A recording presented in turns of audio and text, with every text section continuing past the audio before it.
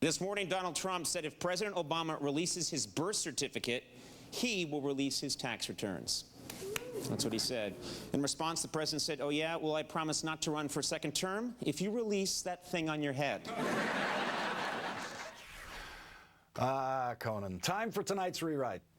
America's vulgarian-in-chief, Donald Trump, is at home now, obsessively watching this show and every other show that mentions him, and probably having trouble deciding which of his recent interviews he regrets the most. Here's the interview he made the mistake of doing for the Today Show, where Savannah Guthrie showed him to be utterly lost on the question of a constitutional right to privacy on which the Supreme Court's Roe v. Wade decision is based. What does that have to do with privacy? How are you equating pro-life with privacy?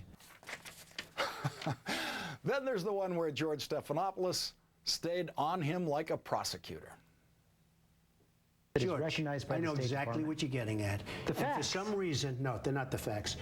He doesn't have a birth certificate, or he hasn't provided. He's given a certificate of live birth. It's a much different Certificate instrument. of live birth meets the standard in the Not State Department the for same. anyone's citizenship. George. There were contemporaneous reports in two George, they have Hawaiian co-opted newspapers you. given his. No, those are the facts, George, sir. they've co-opted you. Who's they? It's not obviously Obama and his minions. And finally, for tonight anyway, there's the interview he did with Michael Isikoff for NBC Nightly News. This is the one that hit Trump the hardest, where it hurts the most: his business management style and his repeated bankruptcies. Size matters to Donald Trump more than it does to most men and women. Indeed, nothing matters to Trump more than the size of his bank accounts, wherever they may be. Mike Isikoff pulled back the curtain on Trump's questionable enterprises.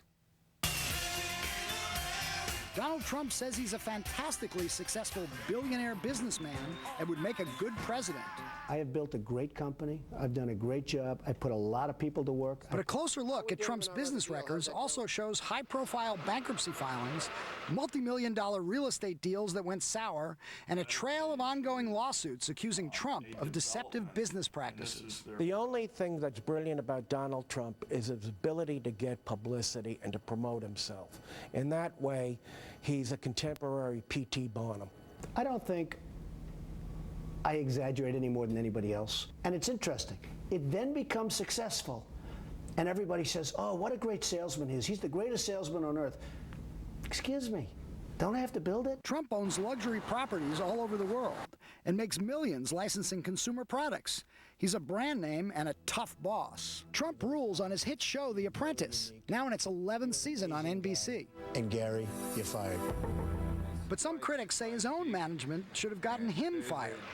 Trump hotels and casinos in Atlantic City filed for bankruptcy protection 3 times. They've since emerged from bankruptcy, his name's still on them. Trump argues competition and rough market forces were responsible, and others were in control. Wait a second, you were chairman of the board. Excuse me. You were chairman of the board. I was chairman, but I didn't run the company. I had nothing to do with running the company. Management. You were paid $2 million a year. Excuse me. I didn't run the company. I'm just telling you. So what were you paid Now, let $2 me million explain a something. year for? Excuse me. Because of my genius, okay? Excuse me. So I guess genius is what we'd be paying him $400,000 a year for as president. Not that he would actually run the executive branch of the government. He would just be president, just like he didn't run the company when he was chairman. Getting Trump to actually work is apparently not easy if you're not aiming a camera at him and telling him exactly when to say you're fired.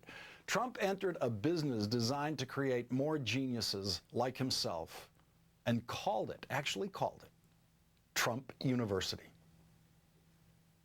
Then there's